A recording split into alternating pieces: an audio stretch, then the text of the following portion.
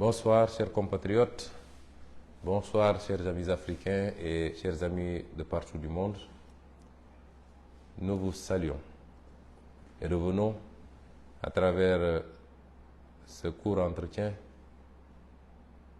nous exprimer sur la situation du Sénégal qui aujourd'hui attire tous les regards.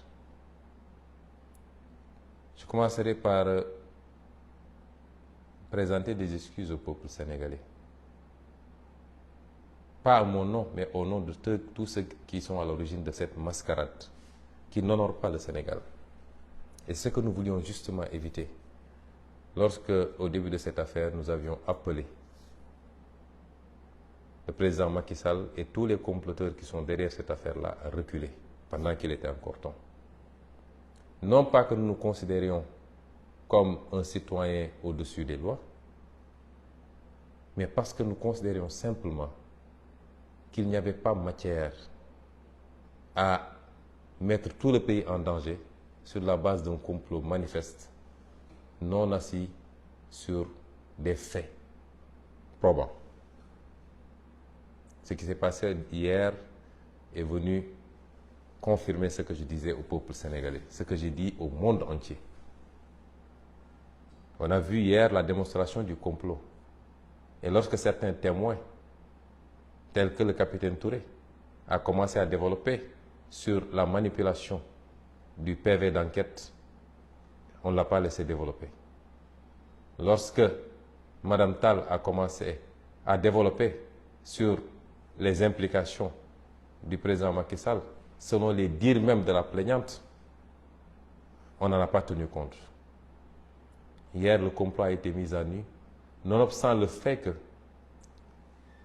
à cause de leur comportement extrêmement injuste, agressif à mon endroit, lors des dernières convocations dont j'ai fait l'objet, nonobstant le fait qu'à cause de cela, je n'ai pu me rendre hier au tribunal, parce que j'ai été très clair et je le rappelle à l'endroit de la communauté internationale. Je n'ai jamais refusé de déférer à une convocation de la justice. Mais tout le monde a vu le traitement auquel j'étais soumis à chaque fois que j'ai essayé de déférer à une telle convocation. Mon quartier est barricadé, ma famille est terrorisée, mes enfants sont privés d'école. Ma voiture est caillassée et cassée. On m'extrait de force, on m'asperge de liquide toxique pour me mettre dans des fourgons. C'est cela qui nous a amené à cette posture de dire, tant que ces comportements déviants de l'État ne cessent pas, nous ne répondrions plus à une convocation de la justice. Mais nonobstant notre absence, vous avez vu ce qui s'est passé au tribunal. Rappelez-vous que lors de la fameuse confrontation, que le juge d'instruction n'avait tenu que pour essayer de m'humilier. Quand je suis sorti, je vous ai dit que c'était un massacre. Et hier, c'était encore un massacre.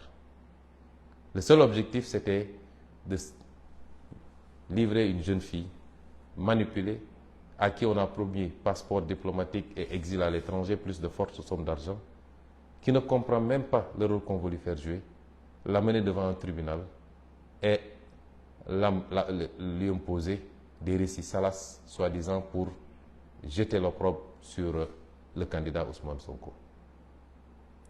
Et c'est ça qui est dramatique. Une jeune fille de rien du tout, prise au piège d'ogres politiques qui ne feraient jamais faire la même chose à leur propre fille, à leur propre sœur, et qui tiennent aujourd'hui en otage cette pauvre demoiselle, qui n'est pas si innocente que cela, puisqu'elle aurait pu se rétracter depuis longtemps, mais elle continue, de plus belle. Et c'est pourquoi elle doit comprendre que tôt ou tard, elle paiera le prix fort de son forfait. Elle et tous les comploteurs qui sont avec elle, les Mamoud Diallo, les maîtres Gabisso, toute la chaîne et tous ceux qui, dans l'instruction de ce dossier, etc., se sont comportés d'une certaine manière. Parce que le Sénégal a payé un lourd tribut à cause d'un dossier aussi vide.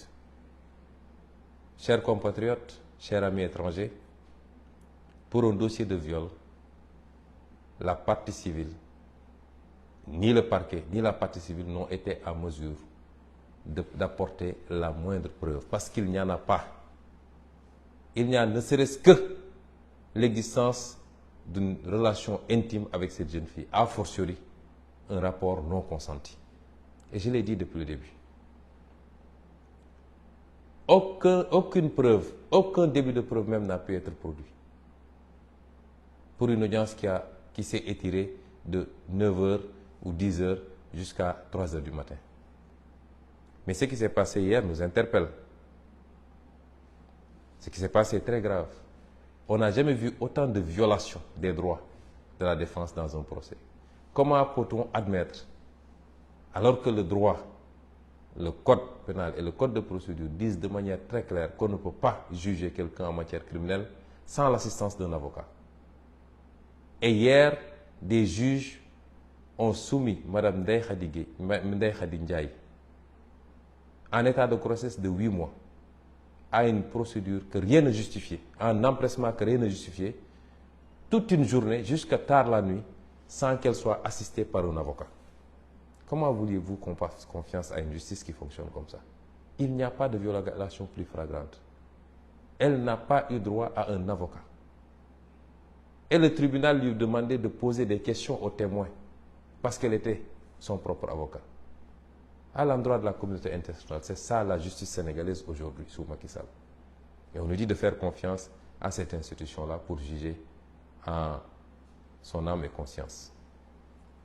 Les violations, on ne peut même pas les énumérer. Elles sont énormes. On a voulu faire croire aux Sénégalais que j'aurais reçu une citation. C'est parfaitement faux. Jamais je n'ai reçu une citation.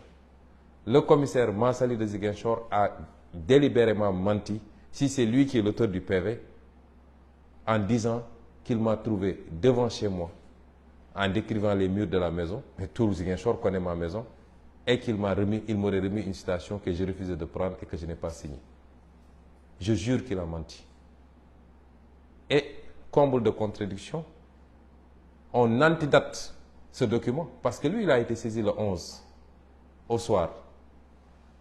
On antidate ce document pour le dater du 11, sous la supervision du commissaire Adramé Sarr de la DIC, et le même commissaire Adramé Sarr établit un autre document pour le 16, donc postérieur à ce document, pour dire qu'il n'a pas pu remettre de convocation à Ousmane Sonko. Un crime n'étant jamais parfait, nous sommes en présence d'un mensonge. Comment aujourd'hui la police de ce pays, et c'est la deuxième fois qu'on m'a fait ça, parce qu'on m'avait fait ça avec le dossier ce faux dossier de diffamation, en se présentant chez moi et en disant qu'un de mes gardes du corps a déchargé alors qu'il n'en était absolument rien. On établit des faux pour essayer de forcer. Et un juge récupère ça, il ne veut pas voir la réalité et dit que Sonko a reçu sa citation. Ensuite, on balance à une certaine presse qui dit que Sonko a reçu une citation. Depuis que j'ai maille à partir avec la justice sur des dossiers fabriqués, jamais mes droits n'ont été respectés. Et aujourd'hui, si on avait une vraie justice, c'est ces comploteurs-là qui auraient dû être poursuivis. Et pourtant, j'ai déposé des plaintes depuis plusieurs mois maintenant. Gageons qu'elles ne seront jamais instruites par cette justice, par ce parquet général complètement pourri, par ceux qui doivent instruire les dossiers. Et c'est ça la réalité du Sénégal aujourd'hui.